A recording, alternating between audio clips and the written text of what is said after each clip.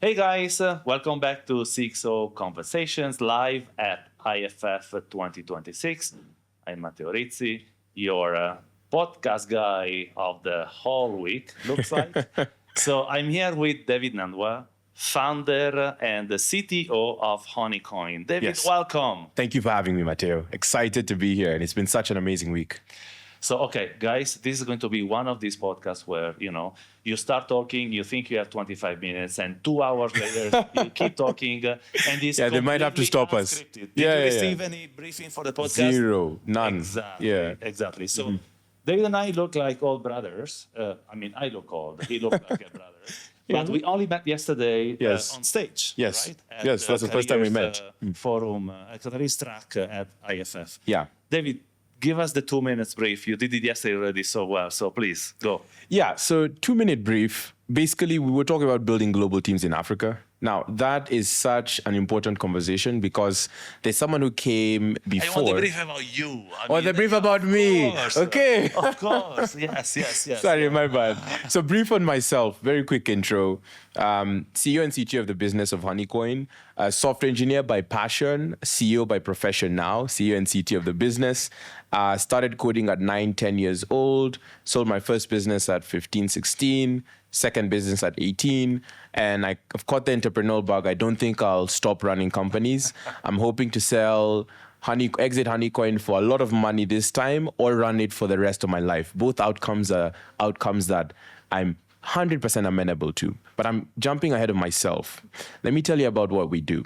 So HoneyCoin is building the operating system for money, the way it's moved, spent, and held. Not in the world we live in today, but in the world that is quickly running towards every single individual and business and government tomorrow. Now, stablecoins have been the talk of IFF. AI, machine learning have been the talk of this year, pretty much, and last year. And HoneyCoin is using both of those technologies to basically help legacy institutions, large enterprises, and banks to adopt these technologies and make money move for cheaper, faster, and better, and then also in the way that they custody them. We do this in 38 markets for 1,500 enterprises and are processing about $2 billion a year.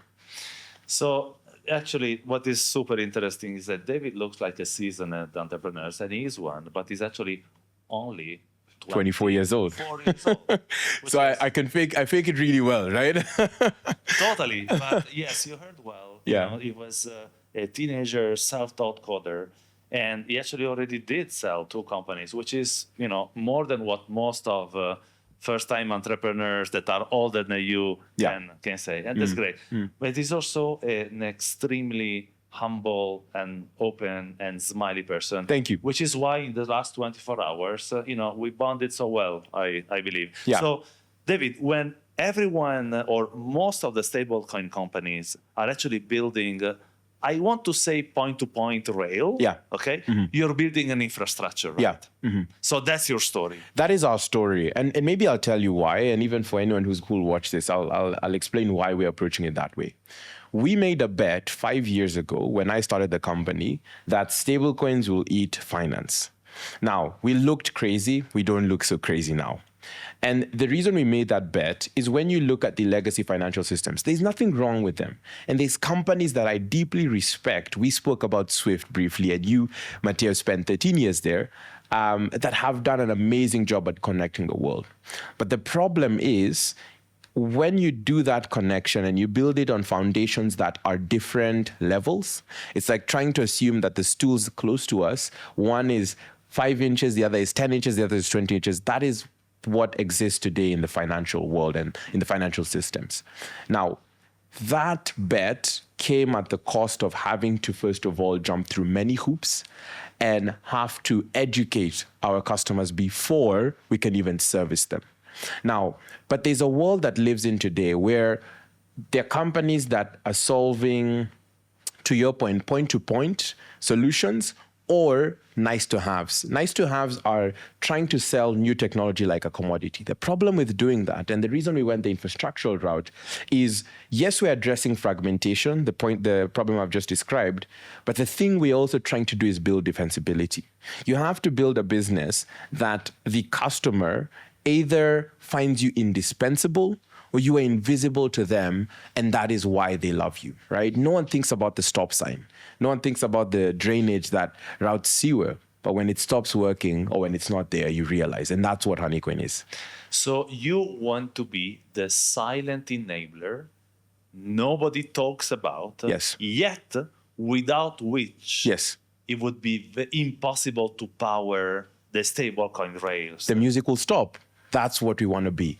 And I think if we achieve that world, if we achieve the invisibility, if we achieve that infrastructural kind of like embedded play within the rails that we want to kind of like build, that's what winning will look like, I would say.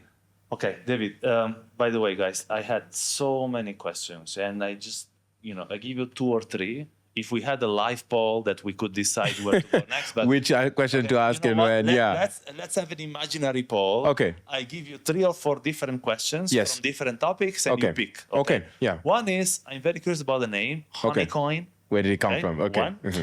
Second would be, you actually raise money from extremely smart and expectable VCs. Yes. Mm-hmm. One of them I actually worked for, Solaris Ventures. Yeah. But Telecom and more. So I'm curious about your experience in fundraising. That's good. That's a good one. Question. Okay. It's a good one. Yeah. The third one is you triple your team in 3 months. Yes. Couple of tips and experiences. Yeah. And the fourth one is bonus question. And is Africa. Okay. Meaning, why do you believe that this infrastructure play? I mean, why didn't you could have done the same? And I know you're going to go global, right? But if today you could deploy the same 4 or 5 offices, quick growth here or in Europe, what would you pick and why? Okay. Those are really great. I think I'll take 2 and 4. And we can talk about the name on the side over drinks. Or on another podcast. I'm saving it for another podcast. By the way, he also has a podcast. Yes. And I think this is not going to be the last conversation. Yeah. Together. So let me answer number 2. So actually, let me start with number 3 because it leads me into number 2. When you're building a team and you're trying to hire, first of all, we doubled our team. Went from about 10 people to 20. Now we are coming on 50 folks. When you're building a team and when you're scaling very quickly, and all startups, they go through this period where you feel like, we're just a really cool band of folks and it's working and it's great. But then now customers start wanting what you've built, right?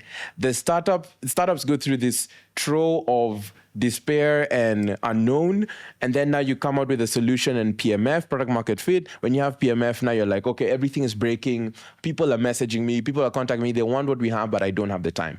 And that's why you need to start scaling. Now, the thing that I would say has helped us to survive and build a culture, we've not been perfect, there's been teething problems, but the thing that's helped us survive and also thrive in this kind of like tripling of the team has been, first of all, being very intentional with our culture, knowing what type of people are looking for, having zero tolerance for B and C players, only A players, and make sure it's clear for other people, right? Because when you have a high bar, it means you'll also have to say no to people. It means you bring on someone and realize they're not the right fit. Yeah. Now, that is to no detriment of them, but when you're intentional with that culture, then someone doesn't feel bad because they'll just basically say, okay, you are holding me to these standards, I've not met them. What's an A player? So an A player, I'll describe an A player as someone who has agency, sense of urgency, and curiosity. Those are the 3 things you need to be an A player in any industry. Agency, these guys, they didn't say university degree. No. Now that helps in some industries, don't get me wrong. But look, I think with those 3 things, anyone can thrive in any role. Agency I describe as, I'm not going to wait for anyone to do it. I'll just go ahead and do it myself. Sense of urgency I describe as, when you are a startup, corporate enterprises are much farther ahead than you. You need to move quicker. Your only edge is time. That's the only currency that no amount of money can buy. The third thing, which is curiosity, if you're in your industry, do not know what's happening today, what happened yesterday, you might as well stop because there's someone else who is doing that and they'll be ahead of you, right? That's how I describe an A player. And then to answer your fourth question, the second one, which was capital and fundraising. If I did not have a good enough team, I would not have been able to close a round because to my detriment, in a way, I'm a solo founder. So I don't have a co-founder that I can go and tell, hey, I'm fundraising, you run the business, right? Or you just keep everything running. But my team did that without me asking it significantly. One of the first team member I hired, Dominic, who I see as a co-founder in many ways, he was very instrumental. He's my chief product officer. He was very instrumental in keeping the wheels turning on the tech and product side of things. But the thing that I will say that was different, because I raised money in 2021, and then I raised money just last year. We've raised $6 million cumulatively. The thing that was different for me is Africa has gone from being a place where aid is coming to being a place of opportunity, because we have gone through the proving, we've gone through the fire. Now, the diamonds and the gold that's being refined right now, which are the startups that will be unicorns and decacorns, are those startups that when I was talking to investors, they are now asking me, okay, what's your take on this? How are you approaching this problem? How are you thinking about solving for XYZ thing? Instead of like, we're not really sure about Africa, or are you sure the market is big enough? No, that conversation is gone. And I really love that about this fundraising experience. It was still very painful. So if a founder is listening to this, I'd tell them that due diligence is easier if you set up your company from success from day zero. So QuickBooks, reconciliation, Excel, do those things in day one. They're unsexy, but they really help.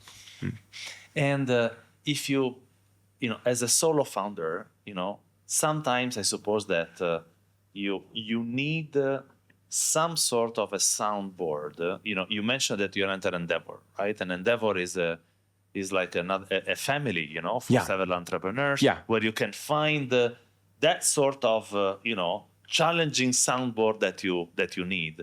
But you can't call Endeavor every day, right? So how do you keep your sanity, in terms of how do you challenge yourself and saying, okay, this is where I want to go, but am I walking right, or and maybe you say that, maybe you're not yet there because you haven't got all the tools yet, but I'm curious because the reason why I'm asking is people think that, you raised 6 million, job done. Job done. But actually it's just starting. That's it, right? that's the beginning. Because the pressure and the responsibility comes, after. over fast. Yeah. So I think one of the things that grounds me is I'll say number one, the curiosity to keep, first of all, researching. Now, this is so important. I mentioned curiosity for individuals, but the curiosity within the context of a CEO and an entrepreneur and a founder, I think is you need to obsess over your industry, even when it's related to your company. So there's a number of ways we've implemented AI into our products. For example, sorry about that. So I think that's sorry. It's okay, no worries. Yeah, sorry about that. So it's one of the ways that we've implemented AI into our organization today has happened because of all of the things that I've done nights and weekends, just researching how best can we use Claude, ChatGPT, agentic AI within our own processes and automations and so on and so forth. Now, that was not stuff I was doing during Monday to Friday, very deeply ingrained to the business. That's things I'm doing on Saturday, on Sunday, when I'm just, it's a Sunday afternoon, sun's out, dogs playing outside, and I'm doing my research. That's one way that I really protect my sanity, because you have to kind of like want to be always excited about what's happening in the collective industry, not just in yours. If you silo and get into a tunnel, you lose. Second, I will say is it's important to protect your time. It's important to protect your time and yourself. So I mean that to say, when we went through this tripling of the team, it meant that I wasn't as communicative with a lot of inbounds. But then I was doing something super important so that I can free up time to do this and be fully present. You have to do that. There's a lot of CEOs who try to be go, I will do everything and try to juggle. It never works. It does. Choose the 3 top things you need to focus on. Choose the 3 top things that you need to 100% are non-negotiable for you to execute on. Do those, fix those. Once you're done with those, then now you can go ahead and prioritize everything else that's still so crucial, but then you've kept the train running by solving those things. Yeah. David, in simple words, because of course we have a broad audience and not everyone is a specialist, but you mentioned AI, and it struck me that this is not a component that entrepreneurs in this space use a lot. So what is the touch point here? So the way I would advise founders and entrepreneurs to use AI in their day-to-day, it's not ChatGPT and Claude, right? We have crossed the LLM phase. We're now going into the agentic phase. You'll see a lot of companies talking about agentic commerce, talking about agentic automation, agentic finance. When I think about the best use cases for AI in any organization, it is focused on service industries or domain expertise within a particular function of your company. So what do I mean? Within healthcare, I would give my employees ChatGPT and Claude, but that's not the thing that actually would allow them to succeed. The thing I would do is I would find out within our healthcare function, what is the most broken process, what's the most broken current day-to-day thing that is painful for us today. And I would now focus on thinking about how to train models for my particular use case. That's what we did within HoneyCoin. So we train our own models for our own functions, such as FX management, settlement analysis, transaction analysis. And it sounds hard, training a model, but it's not. Today, as a founder, as an entrepreneur, it probably will take you 6 hours, investing 6 hours, 1 hour a week or 2 hours every week for you to understand how to train your own models within your functions. And it's going to be 10x, 20x better than using ChatGPT and Claude and Perplexity, all great functional, foundational tools. I think every entrepreneur should use them. But then the real unlock comes when now you're building agents and models for your own stack. I realized earlier, and people will go on LinkedIn and look at your profile, and it's very curious because I don't know if it's, and I'm pretty sure it's done intentionally. You said founder and CTO. You didn't say CEO in LinkedIn. Huh? Yes, yeah. Right? Yeah. Is that intentional or is it a typo? So it's intentional. I'll tell you why. So I see myself as the person who has to keep the vision and mission of the company in line with everyone. I am a software engineer first, and I'm a founder, and right now, in quote, CEO second. Now, why I hold the CTO title, and that is my thing, is I think that is my strongest functioning line. And I hold it to myself to be the best at thinking about how we are a technology company. So how are we using technology to run this business and to service our customers?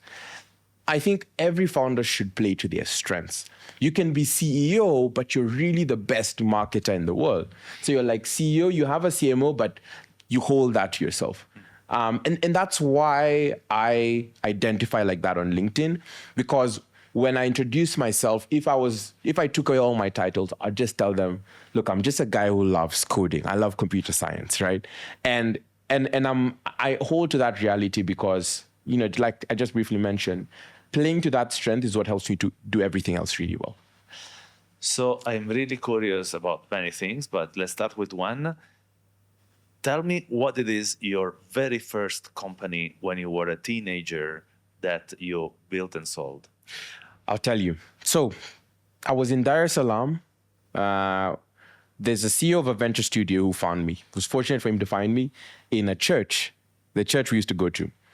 And I approached this guy. I told him, hey, look, I like building apps. I like building websites. I'm really good at it. And I want you, but I don't know how to do commercialization. I don't know how to do anything. He said, look, I like you. Come over to the office. I'll teach you how to do these elements, which is running the business, economics, finance, and whatnot. And then I told him I have this idea. How old were you? I was 15 at that time. Okay. Yeah. I told him I have this idea to build an e-commerce business. He's like, okay, David, walk me through it. He helped me do everything from pricing, economics. We started partnering with different distributors and brands. We scaled that business to just under $1 million in revenue, approached by a logistics company. What did you sell, if you can say? So we can. We were basically not selling anything. We were like Jumia and Amazon. We went to the distributors. We had no products ourselves. Okay. The e-commerce platform was just connect every single merchant you can possibly find to one platform. Like a mini eBay, like a mini eBay, right? Tanzania-based eBay, yeah. Okay. And that really took up because contrary to popular belief, what folks don't know is Tanzania's informal economy is the largest in East Africa. It's bigger than Kenya's, it's bigger than Uganda's. Oh, I didn't know. And so we piggybacked on that. I did all of the technology. This CEO friend of mine, who we're still friends today, helped me with commercialization. We scaled the business and exited to a logistics company, logistics group in Dar es Salaam. Amazing, my God! You were not even out to spend the money. And I, to tell you the truth, at that point, I was like, okay, I bought a laptop. I now can eat whichever restaurant I want to eat at. I was just a teenager, but. Look, that experience to me, the reason I hold it dear, and obviously I was very fortunate for it to happen to me, but that is what showed me you can do this, right? I believed I could, but when you build something that people want, that's like why Combinator's tag, build something people want, right? I think the proving ground is when they pay you for it. It's either an acquisition, or if customers pay you, I take my hard-earned money and I put it in your pocket. I'm basically saying, wow, thank you. Here's money for the thing that you've done. And if I was to leave, as a partnership, if I was to leave any builder or entrepreneur or founder or operator who came to IFF, who's going to watch the CXO Conversation podcast, I will basically say there are still too many problems in the world to solve for us as the entrepreneurs and builders to solve them. And anyone is as capable to solve that. You just have to care about the problem enough, and you have to understand it better than anyone. Yeah. I want actually to refer to a fragment of our fireside chat yesterday. You remember when we were talking about A players, B players, C players, and we made the test live with the audience. There were, I want to say, I don't know, 70, 80 students in the room. Yeah. And, they all raised hands. So because and I said, okay, now keep your hands up if you actually Google David, whilst he was talking. Yeah. And probably, I don't know, maybe 6, 7, less than 10%. Yeah. And it's okay. So this is the difference between someone who is curious, who takes accountability to actually, being proactive. The agency we're talking about. And even that's an A player. So if we were to say what's an A player in our fireside chat, that's an A player, right? And so I think the really cool thing about this is when you look at the distinction between someone who is going to succeed in life, there's certain qualities that they have that you can pick out. And those three, just that agency of, how many students do we have? 80. How many people have researched Matteo, David, 7, 8? That's 10%, right? And on a global scale, actually, had an aha moment. I think it was 2019, 2020. No, it was actually later, like 2022, when we were building HoneyCoin. And I sat down, I think I was with my CPO, and I told him, Dom, we're actually only competing with maybe a couple of a dozen people in the whole world. He was like, no, what do you mean? There's 7 billion people, right? And then I dug in and I explained to him, no, look, there's 7 billion people, but there's maybe, let's just say 100,000 entrepreneurs or even 1 million entrepreneurs running tech startups. And of those million entrepreneurs, there's probably 100,000 in fintech, and there's probably 100 that are approaching the problem we're solving, and there's 10 who right now are up at 3 a.m., 2 a.m., just like us, who are going and saying, no, we're going to do this, we're going to win. However we do it, we will do it, right? And so there's probably just dozens of folks in any industry that you're really competing with. And it's a comforting thing as an entrepreneur. So you're like, I'm on a global stage, there's billions of people. But if you put us in a room, we can probably just not even fill this room. David, our time is up. I truly invite you, and I will do this in the actual sort of comment to this podcast. I'll actually give you the link of David's podcast. Yes, please. Because, you can tell that I am curious of where where the destiny will will lead you. Very curious as well. It's a super interesting story, and it's funny, but outside we met a couple of friends from Yes. From the Rwanda government. Yes. And actually said, David is one of the brightest entrepreneur I've met, and I've met a lot of people you would know, right? You know my profile. Yes. And I do understand why my friends from Flourish, which I sort of just giving us a shout out there. Yeah. I know why they invest in you. Thank you. Because tech, vision, product, amazing. Yeah. But before they do invest in the person. And I totally get why they put their money on you. Thank you, Matteo. I really appreciate it. Thank you for the kind words. Thank you for doing this podcast. I also cannot predict where the future will take me, but I hope in that future we are very close friends and doing a lot together, because it was great meeting you here in Kigali. I got that feeling too. Guys, that was David, CTO and founder of HoneyCoin. And one day I'll explain you why it is called HoneyCoin. Yes. I don't know it yet, but he promised over a drink to explain. Yes. And this is a wrap.